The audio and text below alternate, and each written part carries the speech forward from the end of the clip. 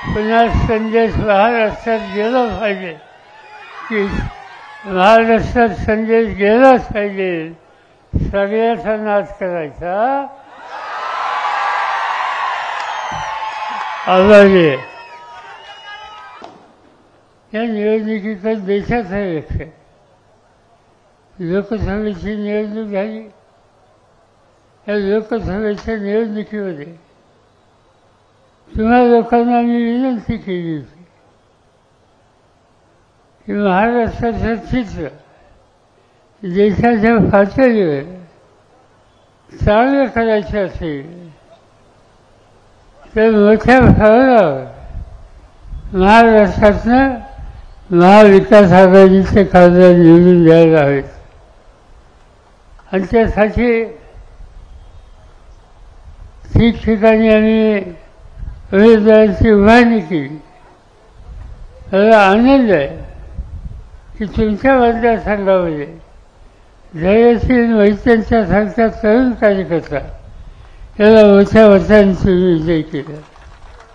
सोलापूरची शिल्ली, शेजारची बारामतीची शिल्ली, उस्मानाबादची शिल्ली, या महाराष्ट्रामध्ये 48पैकी जागा तुम्ही लोकांनी आमच्या विचाराच्या निवडून दिल्या. त्याचा परिणाम आज देशाच्या संसदेमध्ये महाराष्ट्राचे कुठलेही प्रश्न आले तर एकजुटीने त्याची मागणी करून ते सोडून घेण्याची ताकद आमच्या सगळ्या सरकारांच्या झाली. याचं 100% श्रेय तुम्हा लोकांचं आहे आणि त्याबद्दल तुम्हा लोकांना मी धन्यवाद देतो. ही झाली लोकशाहीची निवडणूक. उद्या महाराष्ट्राची सत्ता आणि महाराष्ट्राचं राज्य कसं चालवायचं याचा निकाल घ्यायचा. गेली 5 वर्ष त्याचे थोडा काळ उद्धव ठाकरेंचा गेला तर राज्य भाजपवाले असोत व देवेंद्र फडणवीस असोत किंवा आजचे मुख्यमंत्री एकनाथ शिंदे असोत यांच्या हातामध्ये, या सगळ्या काळामध्ये त्यांनी केलं काय? कोणते प्रश्न सोडवले? मी तर सगळ्या खोलात जात नाही, पण फक्त 2-3 विषय. एक महत्त्वाचा प्रश्न, या समाजातल्या स्त्रियांची स्थिती यांच्या राजनीतीमध्ये काय? युतीचं सरकार झालं, यांच्या काळात काय घडलं? या महाराष्ट्रामध्ये कधी नव्हते इतके स्त्रियांच्यावरचे अत्याचार या 3 वर्षामध्ये झाले. आणि त्याची संख्या किती असेल?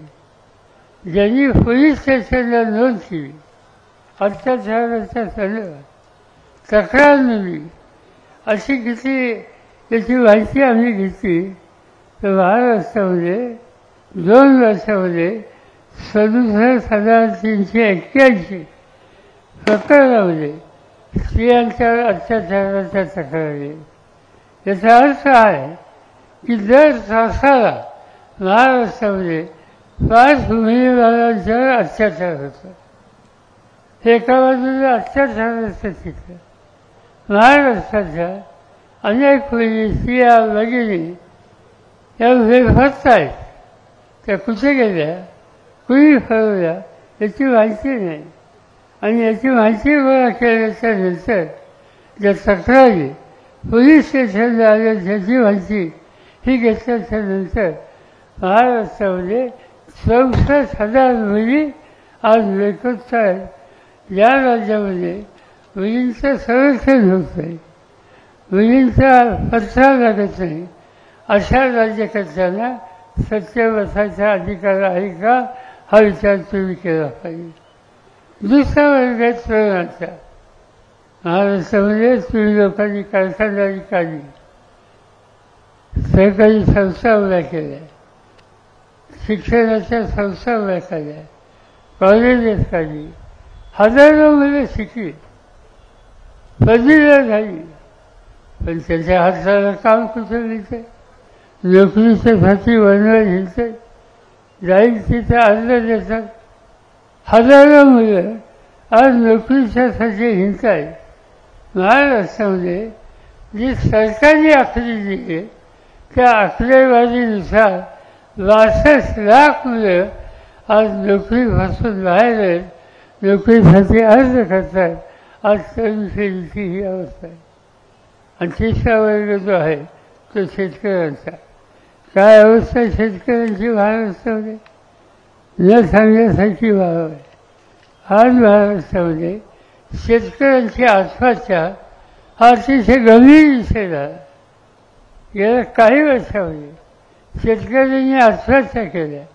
याचे आकडे गोळा केल्याच्या नंतर काही हजार आकडे मिळतात. आम्ही चौकशी केली की आत्महत्या का होत. यवतमाळ जिल्ह्यामध्ये एका शेतकऱ्याने आत्महत्या केली. मला माहिती समजली. मी स्वतः त्याच्या घरी गेलो, विचारलं, चौकशी केली, आत्महत्या का केली. तो करता माणूस गेला. त्याची बायको बिचारी होती, एक मुलगा होता, एक मुलगी होती. बायकोला विचारलं, तिला रडणं आवडेना, तिच्या डोळ्याचं अश्रू थांबलेलं. मी तिची समजूत काढली आणि तिला विचारले की तुझ्या मालकाने आत्महत्या का केली, कारण काय ती सांग. तिने एवढं सांगितलं, सोयाबीनचं कपाशीचं पीक घेतलं होतं. त्या पिकाच्यासाठी सोसायटीचं कर्ज काढलं होतं. पीक सोन्यासारखं आलं, अतिवृष्टी झाली, सगळं पीक गेलं. पण सोसायटीचे पैसे हे काही गेले नाहीत, ते दुसऱ्यावर तसेच राहिले. दुसऱ्या वर्षी त्यांनी सावकाराकडे पैसे घेतले आणि पुन्हा ही पिकं घेतली. कपाशीवर लाल्या नावाचा रोग पडला आणि सोन्यासारखी आलेली कपाशी ही उद्ध्वस्त झाली. पण ती सावकाराचे पैसे हे काही उद्ध्वस्त झाले नाही. आणि त्याचा परिणाम थोड्या दिवसांनी वसुलीच्यासाठी बँकेचा सगळा, वसुलीच्यासाठी सावकाराचा सगळा. सावकाराने एक दिवशी येऊन घराची भांडी कुंडी काढली. तो ग्रस्त, तो मालक, तो रडायला लागला. तो सांगायला लागला, माझ्या आवडीचा पंचनामा झाला, मला जगायचा अधिकार नाही. दुसऱ्या दिवशी बाजारात गेला, इंजिनची वाशी घेतली, घचा खाला आणि आपला जीव सोडून गेला. काय त्या शेतकऱ्याची चूक होती. आज या देशामध्ये कष्ट करणाऱ्यांच्याबद्दल सरकार लगेचही भूमिका घेणार असेल तर दुसरा पर्याय राहिलेला नाही. या देशामध्ये मध्यंतरी आज जे प्रधानमंत्री आहेत मोदी, त्यांच्या सरकारने देशाच्या 18 उद्योगपतींचे 16,000 कोटीचं कर्ज त्यांचं माफ केलं. 18 उद्योगपतींचं 16,000 कोटीचं कर्ज ते माफ करू शकतात आणि शेतकऱ्याच्या डोक्यावर 5,000 10,000चं कर्ज ते निसर्गाच्या लहरी भरावे. त्याला तुम्ही सहाय्य करत नाही आणि त्याला सहाय्य करत नाही. त्यामुळं त्यांच्यासमोर आत्महत्याशिवाय रस्ता नाही. आणि निकाल हा घ्यायचा आपल्याला की आत्महत्या करण्याच्या परिस्थितीकडे लगेचही भूमिका घेणारे त्यांच्या हातात सत्ता द्यायची. त्या शेतकऱ्याचं दुखणं दूर करत नाहीत, त्यांच्या हातात सत्ता द्यायची. आणि तो निकाल मला घ्यावा लागेल आणि तो निकाल दुसरा काही असू शकत नाही. उद्याच्या 20 तारखेला वचनाला जात त्यावेळेला वचन दाबायचं. कोणतं वचन दाबायचं? तुतारी भोगणारा शेतकरी ते वचन दाबा आणि तुमची सत्ता आणण्याच्यासाठी पहिलं पाऊल या ठिकाणी टाका. आज मी माझ्याला आलो, इथे अनेकदा आलो. मग ती गमतीची स्थिती आहे. एक काळ असा होता की माझ्याच्या लोकांना, विशेषतः नेत्यांना सगळ्या प्रकारची मदत करणं हे माझं कर्तव्य समजून मी मदत करत असे. मला आठवतं आहे मी केंद्र सरकारमध्ये मंत्री होतो. तुम्ही लोकांनी मला खासदार म्हणून निवडून दिलं. खासदाराला स्थानिक विकासासाठी सहाय्य करता येतं. 5 कोटीची रक्कम अशी मी तुम्हाला जाहीर कारण सांगतो, त्या रकमेचा विचार मी कधीही केला नाही. माझ्यावर आल्याच्या नंतर बबनदादांना बोलवायचं आणि सांगायचं की इतक्या कृतीची रक्कम केंद्राने आमच्याकडे दिली, त्याचा विनियोग कसा करायचा याचा निकाल तुम्ही घ्या. मी कधी निकाल घेतला नाही. यांना अधिकार दिले आणि त्यांनी लोकांच्या हितासाठी ते रकमेची वापर खर्च करावा अशा प्रकारची त्यांच्याकडे अपेक्षा केली. प्रश्न तो नाही, प्रश्न विश्वासाचा आहे. इथं विश्वास ठेवू शकतो असा माझा समज होता. पण मी हल्ली बघतो आमच्या हाताची सत्ता गेली त्यानंतरचं चित्र बघतो. आमच्या पक्षामध्ये फाटाफुटी झाली त्यावेळेस खरा कोण, साथीदार कोण, जीवाभावाचा कोण याची परीक्षा अफाव घेतली गेली.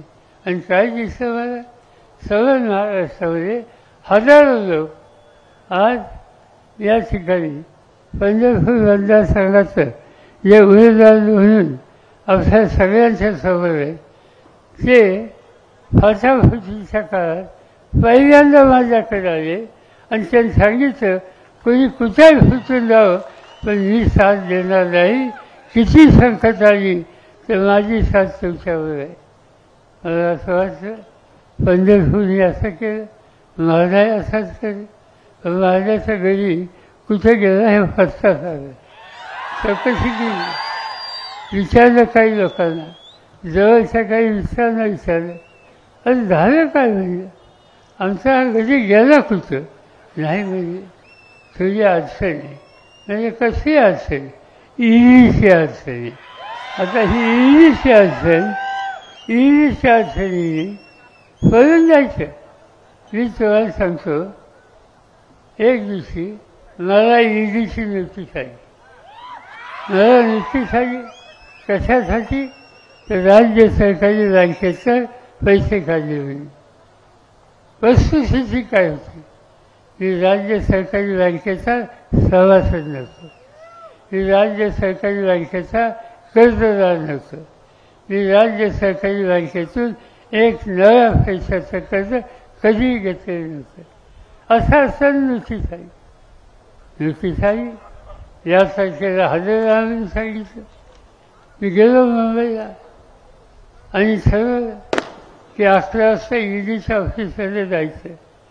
त्याच्या जवळ जाऊन थांबलं आणि मी निघणार तेवढ्याच ईडीचे अधिकारी आणि मुंबईचे पोलीस कमिशनर परत माझ्या ऑफिसात आले, मला हात जोडले आणि सांगितलं की साहेब ईडीच्या ऑफिसमध्ये जाऊ नका. आणि म्हणजे मी काय म्हणतोय, त्यांनी मला नोटीस दिली म्हणून मी यायचं म्हणतो. नाही म्हणजे आमची चूक झाली, म्हणजे चूक झाली, मी येणार त्यावेळी हात जोडतो पण तुम्ही येऊ नका. आणि नोटीस आल्याच्या नंतर मला ईडीचे अधिकारी हात जोडत आहेत आणि इथं आमच्या घरी ईडीची नोटीस आल्यानंतर कुठं गायब झाला त्याचा फटका सुद्धा लागला. याचा अर्थ एकच आहे, संकट आल्याच्या नंतर सत्यावर आधारित संकट असलं ते तोंड देण्याची हिंमत यांच्यामध्ये नाही. ज्याचे हात स्वच्छ आहेत त्याला कुणाच्या बापाची भीती नाही, आमची भीती नव्हती. आमचा हात कुठं भरकत केला नव्हता, कुणी आमच्याबद्दलची तक्रार केली नाही. एकही उदाहरण असं नाही माझ्याबद्दलचं की सोसायटीचं कर्ज कुणाच्या शिष्या नावाने मी काढलं, सोसायटीचं कर्ज शिष्याच्या नावावर काढून त्याचे पैसे मी उचलले. आणि मग असं जे करतात त्यांना भीती वाटत असते. काही दिवसांनी ही मंडळी पुन्हा एकदा माझ्याकडे यायला लागली. म्हणजे काय झालं नाही म्हणजे चुकलं. मी असं म्हणलं अनेक गोष्टी आपल्या सरकारी चुकलं असेल तर आपण चुका होतात घेऊ, संधी देऊन आणि त्याकडं जे जे काही करता येईल ते करण्याच्यासाठी मदत करू.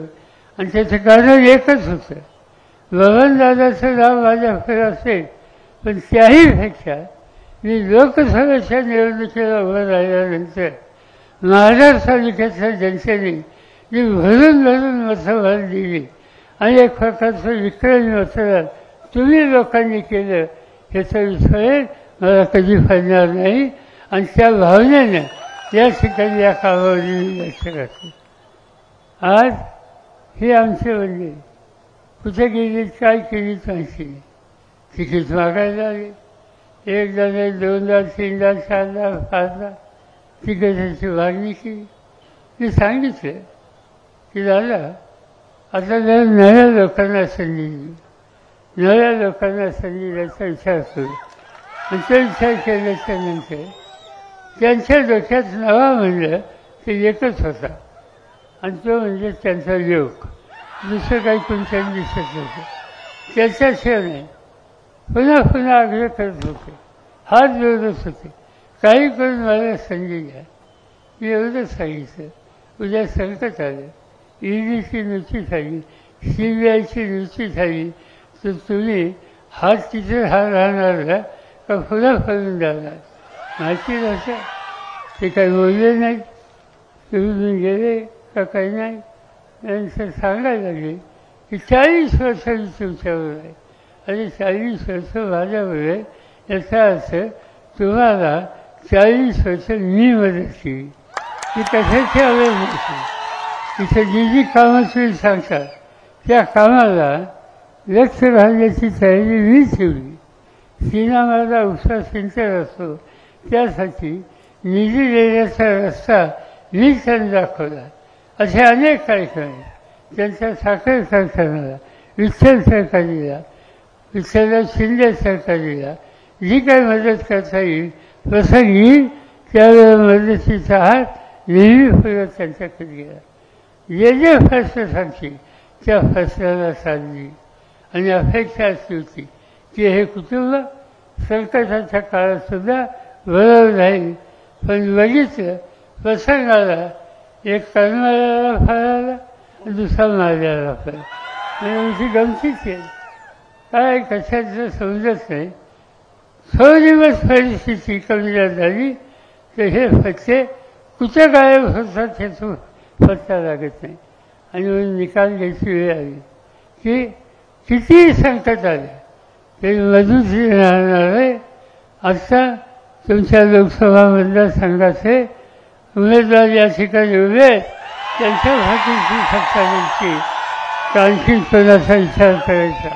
आणि हे करत असताना आम्ही विचार करतो तो सगळं जिल्ह्याचा करतो. हा जिल्ह्याचा विचार करत असताना महाराष्ट्र तालुक्यामध्ये उत्तमांचा विचार केला. आज विजयदादा असोत, धैर्यशीलदादा असोत, या सगळ्यांनी आपल्या खांद्यावर जबाबदारी घेतली. आणि मला माहिती आहे एकदा शब्द दिल्याच्या नंतर मोठ्या मताने उत्तमदादांच्या ठिकाणी निवडून देता येईल. प्रश्न आला मोहरचा काय करायचं. मोहरमध्ये आमच्या मनात होतं काही. आम्ही आत्तापर्यंत तिथल्या काही नेत्यांना मदत केली, प्रोत्साहित केलं. पण काहीतरी वेगळा विचार त्यांच्याही डोक्यात केला. तेही काहीतरी वेगळं करायला लागले. कारण नसताना तालुक्यामध्ये लोकांच्यामध्ये या नशा प्रश्नाने मतभेदाचे उद्योग केले. तालुक्याचं ऑफिस कुठं होतं मला निकाल घेतला की अनगरला हलवायचं. कशासाठी काय नाही मनात आमच्या आलं. आणि ऑफिस हलवायचं, स्वच्छतेचं केंद्र हलवायचं. आणि तालुक्याच्या लोकांनी पुन्हा पुन्हा हेलफाटे घालायचे. ही भूमिका लोकांना पटली नाही. तालुक्याच्या जनतेने उठाव केला. पण उठाव केला तरी लोकांचं म्हणणं काय याची नोंद घेऊन दुरुस्त करण्याची तयारी लोकप्रतिनिधी करायची असते. पण त्याच्याकडे धुडकून सुद्धा बघायचं नाही हा निकाल त्यांनी घेतला. आणि त्यामुळे आज तालुक्याच्या जनतेला एक स्थानिक प्रतिनिधी पाहिजे. आणि त्यासाठी आम्ही राजू खऱ्यांची निवड या ठिकाणी केली. आणि एक वक्तव्य आहे साधा सुद्धा आहे कसा एकदम वक्तव्य वक्तव्याची निवड या ठिकाणी केली. महत्वाने मोठ्या मताने त्यांना विजयी करावं. मी तुम्हाला खात्री देतो या ठिकाणचे आमचे सगळे विरोधक तुमच्या मताच्या फाशीमाने नक्की यशस्वी होतील आणि तुमच्या हिताची दखल करतील. त्याबरोबर मी एवढंच सांगू इच्छितो की एक गोष्ट मला सांगायची. महाराष्ट्रामध्ये माझे काही अनुभव आहेत. मी महाराष्ट्रामध्ये आत्तापर्यंत 7 वेळेला विधानसभेच्या निवडणुका लढवल्या. 7 वेळेला लोकसभेच्या राज्यसभेच्या निवडणुका लढवल्या. मला अनेक वर्षाचा अनुभव आहे. मी हे बघितलं की कधी कधी काही लोक निवडून आले असल्यामुळे आणि नंतर सोडून जातात. एक उदाहरण सांगतो. 1980 सालाचं आणि 80 सालची निवडणूक झाली. या निवडणुकीमध्ये माझ्या सल्ल्याने आणि पक्षाच्या वतीनं एकंदर 58 लोक निवडून आले. मी 58चा प्रतिनिधी झालो, विरोधी पक्ष नेता झालो. एक दिवशी मी परदेशात गेलो 10 दिवसाच्यासाठी आणि परत आलो. मुख्यमंत्री अंतुरे साहेब होते. त्यांनी काहीतरी चमत्कार केला आणि त्या 58 पैकी 51 लोक 52 लोक ते पक्ष घेऊन गेले तिकडच्या पक्षामध्ये आणि मी एकदम 6 लोकांचा नेता राहिलो. मग ते अडचणीची अवस्था. नेतेपद गेलं, विरोधी पक्ष नेतेपद गेलं. आता काय करणार अशी चर्चा होती. काही केलं नाही. दुसऱ्या दिवशी बाहेर पडलं. परदेशात जाऊन महाराष्ट्राचा कानाकोपरा त्या ठिकाणी गेलो. त्या 3 वर्ष अहोरात्र प्रयत्न केले आणि निवडणुकीला जे मला सोडून गेले त्यांच्याविरुद्ध नव्या पिढीचे उमेदवार उभे केले. आणि मला अभिमान असतो की भागातल्या जनतेचा त्या 58 लोकांच्या पैकी जे 52 लोक सोडून गेले ते 52च्या 52 निवडणुकीत पडले. आणि हा माझा स्वतःचा अनुभव आहे.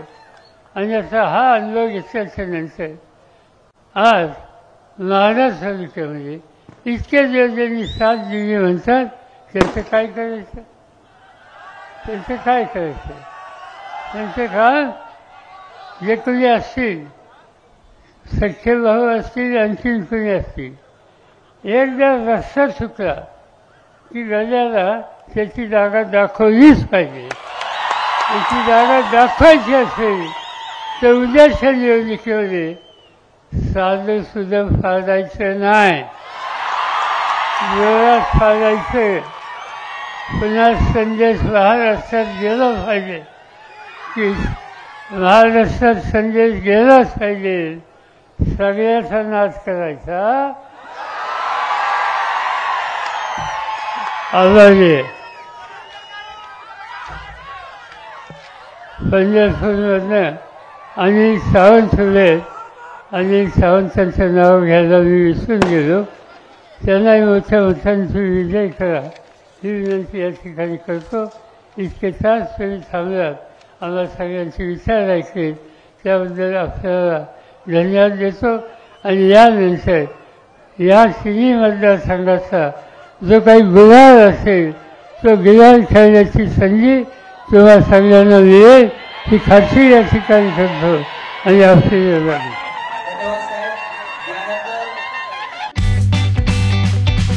गुप्ता लॅम्प्स सोलापुरात नवं ते हवं आणि आम्ही ते द्यावं. आपले ऑफिस, घर आणि परिसर लखलखीत आणि दैदिप्यमान करण्यासाठी लॅम्प्स आणि झुंबर्सचे एक भव्य दालन.